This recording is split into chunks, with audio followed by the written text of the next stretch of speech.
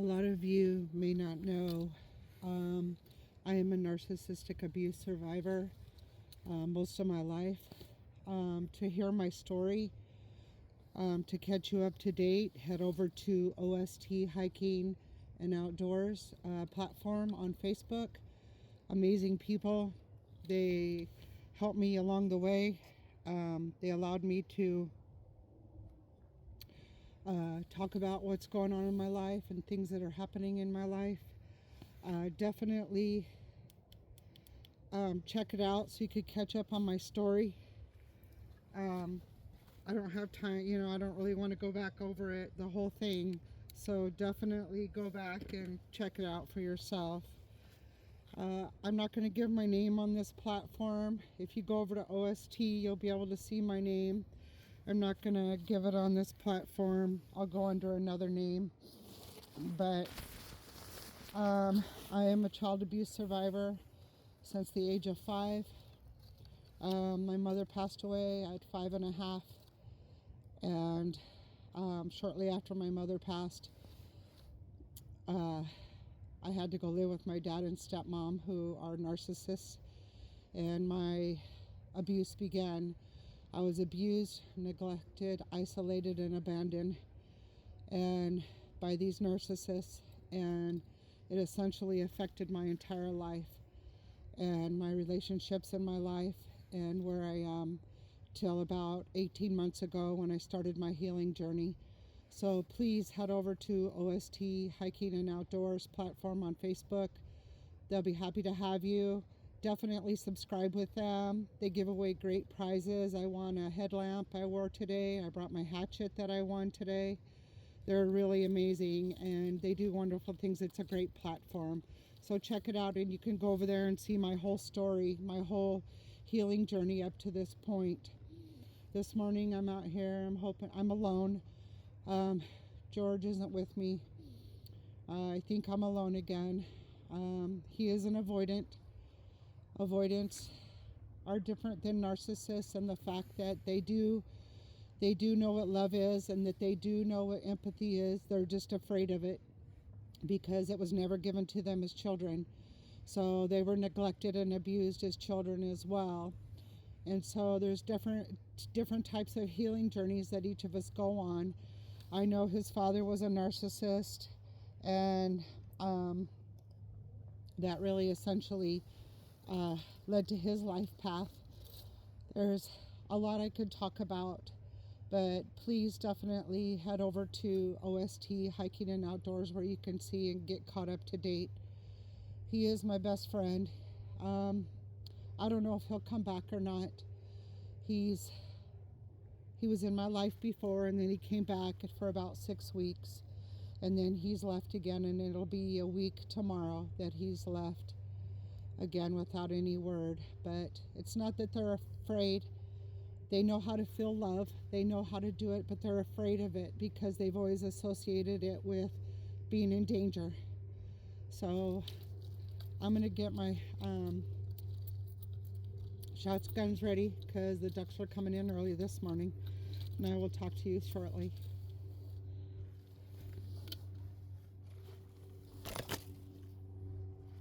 Go ahead and look at the beautiful Picacho Reserve. I know I'm in a different area, but I'm trying to kind of hide in the trees a little bit.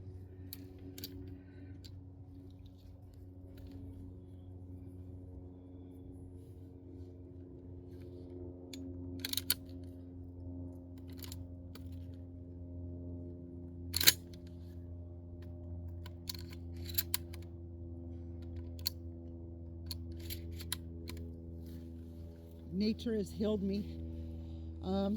18 months ago when I started this journey, the first 3 months, I had to break the trauma bond cycle. So I was extremely sick. I was extremely sick. I couldn't sleep. I couldn't eat. I lost a lot of weight.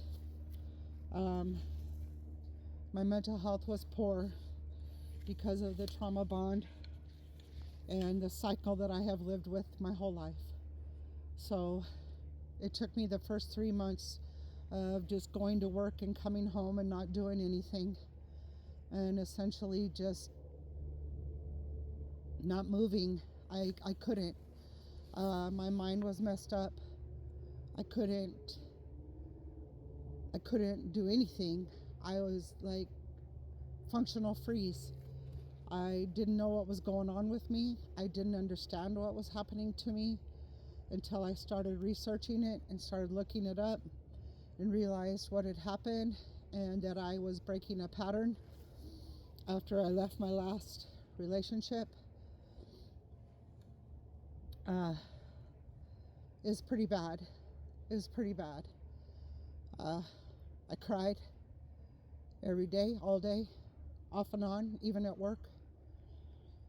I'd have to step away just to do it. After about 3 months, I got up and got myself outside, started hiking. I started my healing journey at Catalina State Park in Tucson, Arizona, just north of Tucson, in Catalina, Arizona. I started going there and hiking every day and started researching what was going on and what was happening to me, and I realized I was breaking the cycle of narcissistic abuse my whole life. First part of my healing journey, I had to admit openly what happened to me, and while I was hiking, I would cry and scream it out loud and just admit it to myself, because I never spoke of it before. To my children, kind of knew, and my ex-husband and my ex-boyfriend, they knew, and George knows, but other than that, I really haven't said a whole lot until it started crashing, and I told my work partner, Miguel. I love him. He's a great work partner.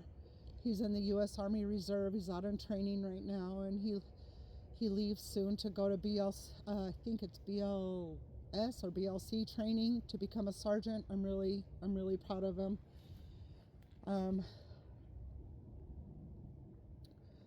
I got out in nature to start healing, and I got out every weekend that I could, whether it be hiking, hunting, fishing, camping, whatever I could do to get outdoors to start healing myself, because not only is nature beautiful, but it has so many resources for us as well. And it's healing. It's very healing. It's very peaceful. I know that we read all the gurus and all the doctors and all the psychs and all the experts on all of it. And I'm no expert on any of it or anything, but I know that nature heals. I'm a huge advocate for nature, environmental causes. I really not so much join, but I try to include everybody I can. We really need to protect our lands and our waterways. It's all we have. It's very healing out here and peaceful. I'm able to think straight without fear. Those of you who know that I was stalked by my ex-narcissist, stalked severely. I made a police report and with my local police department, and after a couple months they essentially closed it, even though it was still happening to me. And I sent them all the evidence. They took evidence from me, but nevertheless they didn't do anything. And that's the problem. Nobody listens, nobody helps. Nobody helps when people need help. Narcissists are notorious for stalking their victims. It's called a reverse discard. I left him. And if you look it up on reverse discard to a narcissist, you will see what they're capable of, all the way up to sadism. There's multiple levels of narcissism. My only hope is, I'm 18 months into my healing journey. I have to put that behind me and just move forward. I still get mail with his name on it and my address, and I have absolutely no idea how that happened. It wasn't until after I filed with the police department that all of a sudden I started getting it. It could be a fluke, I don't know, but only a few people have my address other than um, my bills and a couple of people that I give them to or donate to. Um, I don't know. I had to give it to him to forward my mail, even though I had it forwarded, but there was a few weeks there where it took a little delay. So I don't understand why his name is on my mail, period. I had to change my phone because I was getting tracked on my phone. I had to change my phone and phone number. I had to turn in a vehicle.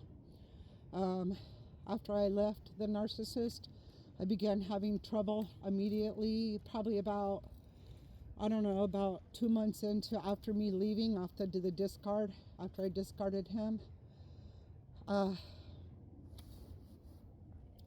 I started having severe car trouble to the point where my fuel line was interrupted, and my son had to help me get a new car. I have a new little Subaru Crosstrek. I love it. 2014. It's nothing fancy, but it's mine. Please go back to OST and you can see my journey. I had a period where I, was really struggling. I went through religious psychosis a little bit of that, thinking everything was stemmed from God and God related. I'm not saying it's not. Faith has helped many people. But the first part of my journey was to really admit to myself what happened to myself and say it out loud, because I never have. I've always been quiet. I was isolated so much that I learned to be quiet and take care of myself. And it's just recently I'm really being outspoken and getting out about it and talking about it. But throughout this journey, I'll be documenting it as I go.